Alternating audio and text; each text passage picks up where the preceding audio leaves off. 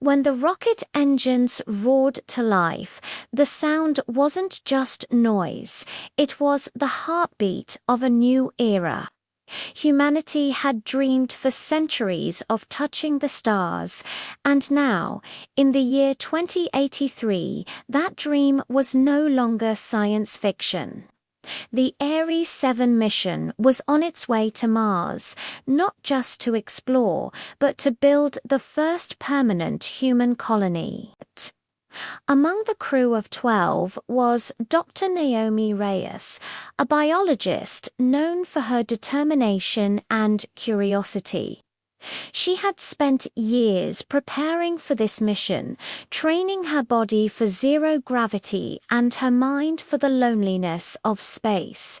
Yet as the Earth shrank behind her, glowing blue against the darkness, Naomi felt a mix of awe and fear. She whispered to herself, "We're not just leaving home, we're rewriting what home means." The journey to Mars took 7 long months. Inside the spacecraft, life was routine but demanding. The crew lived in cycles of 8-hour shifts, maintaining systems, studying data, and staying fit in the narrow gym module.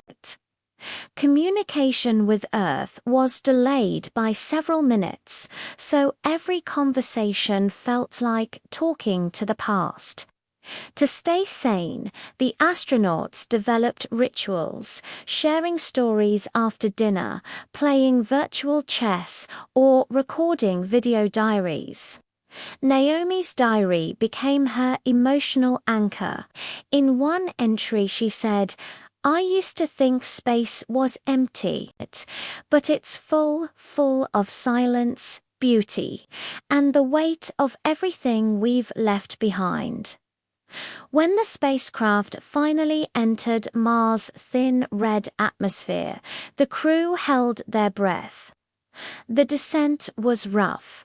Dust storms raged below, painting the sky in shades of copper and gold. Then came the thud, the landing.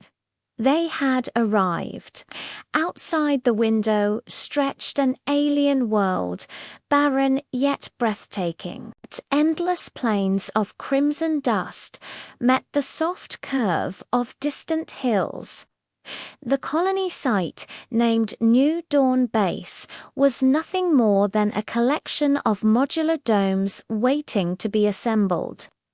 Their challenge had just begun. Day 1 on Mars was chaos and excitement. The team's first task was to establish breathable oxygen and sustainable power. Solar panels had to be unfolded manually, and dust kept coating the sensors. Naomi and her engineering partner Arjun worked together for hours, covered in red powder. Inside her helmet, Naomi's voice echoed with exhaustion. "I didn't think Mars would be this alive," she said. Arjun chuckled. "Alive, it's trying to kill us every second." But she smiled. "Exactly. It's a test. And we're the answer." That night, under the transparent dome, they shared a meal of rehydrated vegetables and lab-grown protein. It wasn't much, but it was human, a small spark of home in an unyielding world. Weeks passed, and new dawn began to take shape. Habitats were connected by tunnels. Crops sprouted inside hydroponic labs, and AI drones mapped nearby terrain for resources. Naomi's main task was to grow sustainable life support plants that could thrive in Martian soil. The first experiment failed miserably. The soil lacked key microbes, and the seedlings wilted within days. The crew morale dropped. After all, food wasn't just nutrition, it was hope. But Naomi refused to give up. She spent endless nights adjusting chemical levels, studying microorganisms, and talking softly to the plants as if they could hear her. One morning, she noticed a faint green sprout pushing through the red soil. She called the team over, tears in her eyes. "It's alive," she whispered. "Life on Mars." That fragile leaf became a symbol for everyone, proof that even on a dead planet, life could begin again. Months later, the real test came. A violent dust storm hit New Dawn Base, cutting off solar power and reducing visibility to zero. The storm lasted for 6 days. Inside, temperatures dropped dangerously low. The crew huddled together, conserving energy, rationing food, and waiting for it to pass. Naomi spent her nights beside the greenhouse, protecting her precious plants.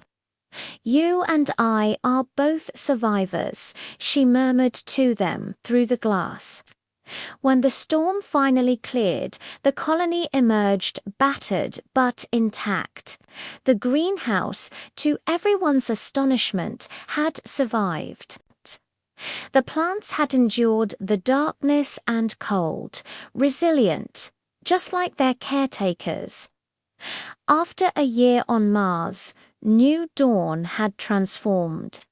What started as an experiment had become a community. The crew celebrated the first Martian harvest, small vegetables grown entirely in local soil. They sang, laughed, and sent messages to Earth filled with joy and pride.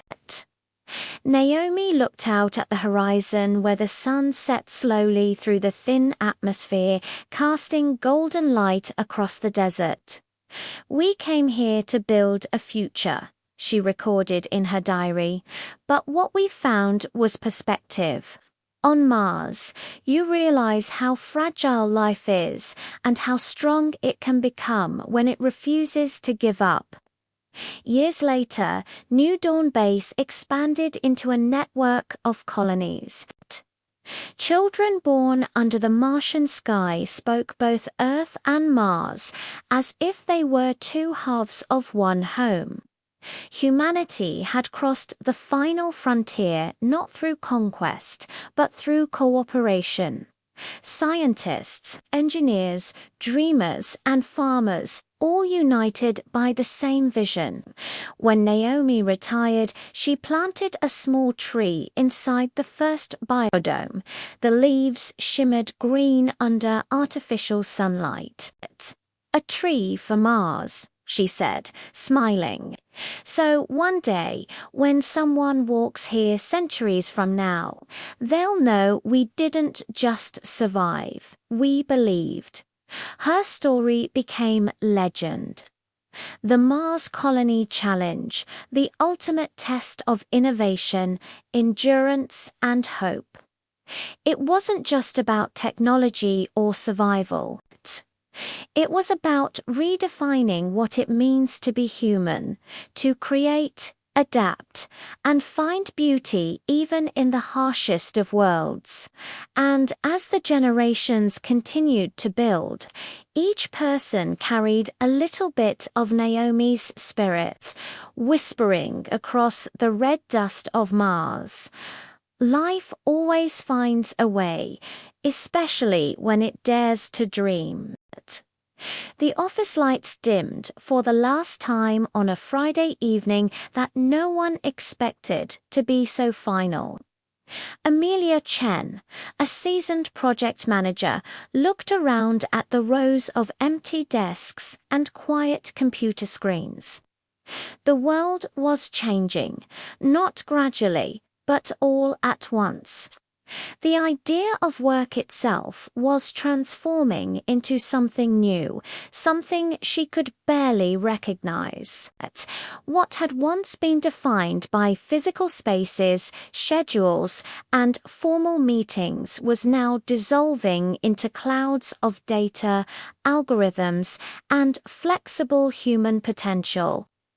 It all began with the Global Workshift Initiative, a massive movement that encouraged companies to rethink their approach to productivity, collaboration, and purpose.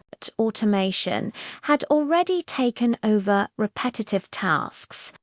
Artificial intelligence now managed workflows, predicted outcomes, and even provided emotional feedback during team meetings.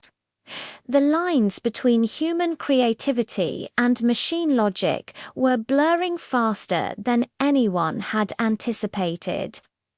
Amelia's new workplace was not a building, it was a digital ecosystem. Her desk existed inside a holographic interface projected onto her glasses. Her co-workers were a blend of real people from across the globe and AI agents programmed to assist, analyze, and co-create.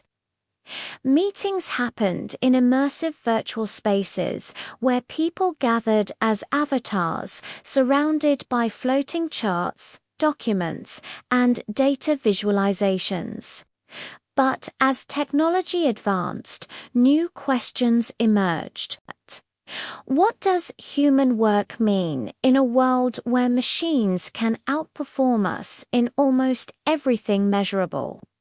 What happens when creativity, empathy, and adaptability, once considered uniquely human, become skills AI systems begin to learn? For Amelia, the answer came slowly, through experience. She noticed how AI could generate solutions faster, but it couldn't feel why those solutions mattered. When her team faced a problem involving environmental ethics, their AI advisor presented the most efficient path, but it lacked compassion. It couldn't understand the moral weight of saving communities from climate disaster. That was when Amelia realized the future of work wasn't about competing with machines, it was about collaborating with them.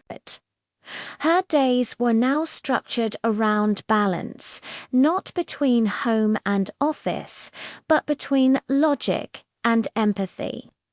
She worked alongside an AI named Luma, a system designed to adapt to emotional tone and human values. Luma could analyze thousands of scenarios in seconds. But it always deferred to human judgment when a decision involved values or people's lives. Over time, Amelia found herself developing something unexpected, a sense of trust. This new era of work wasn't just about digital transformation, it was about redefining purpose. The younger generation entering the workforce didn't dream of corner offices. They dreamed of meaningful projects, flexible hours, and personal autonomy. Work was no longer a destination. It was an experience woven into life itself. Hybrid teams became the norm, not just in terms of geography, but in species. Humans and AI co-designed cities, invented sustainable materials, wrote symphonies, and even co-founded companies. Instead of replacing workers, AI became a mirror reflecting human strengths, creativity, curiosity, and conscience. Yet the transformation wasn't without conflict. Entire industries resisted change. Some feared a future where privacy would vanish, where algorithms could determine promotions, or where people would lose their sense of belonging. Others saw opportunity, a world where anyone, anywhere, could contribute meaningfully through skill-based digital ecosystems. To adapt, people had to become lifelong learners. Gone were the days of single career paths. Adaptability was the new currency. Education transformed into a continuous journey supported by AI mentors who tracked learning progress and recommended skills tailored to each person's goals. The term reskilling became as common as recruiting. One day, Amelia received a global notification. The first fully AI-run company had just been approved by the International Labour Federation. Its mission: to research the emotional impact of automation on human motivation. The irony was clear. Machines were now studying the hearts of their creators. Amelia took a deep breath as she prepared for her next meeting, this time with colleagues from 5 different countries. Each participant spoke in their native language, but AI instantly translated and synchronized their voices. There were no misunderstandings, only collaboration flowing at the speed of thought. She smiled, realizing that this was what the future of work looked like: borderless, integrated, and profoundly human at its core. At the end of the day, Amelia removed her glasses, watching the holographic workspace fade into nothingness. Outside her window, the city skyline shimmered with drones, vertical farms, and solar grids, a living testament to innovation. But it wasn't the technology that moved her. It was the shared purpose behind it all. Humanity had learned that progress wasn't just about machines becoming smarter. It was about people becoming wiser. The future of work was not something to fear. It was a reminder that work, in its purest form, was never about tasks or titles. It was about creation, connection, and contribution. And as Amelia looked toward the horizon of the digital age, she knew the next chapter of human evolution wasn't about replacing ourselves with AI. It was about working with it to build a world worth living in. In the silence of her apartment, a gentle notification appeared on her wristband. "Well done today, Amelia. You improved team morale by 12%. Would you like to reflect on your highlights?" She chuckled softly. "Not tonight, Luma," she whispered. "Tonight, I just want to be human." Outside, Mars glowed faintly in the sky, a reminder that humanity's reach extended far beyond Earth. Somewhere, perhaps on another planet, another worker would soon log into their virtual space and begin again. The tools might change, but the heart of work, collaboration, creativity, and purpose would endure, because the future of work wasn't just about efficiency. It was about evolution of technology, of people, and of what it means to build something greater than ourselves.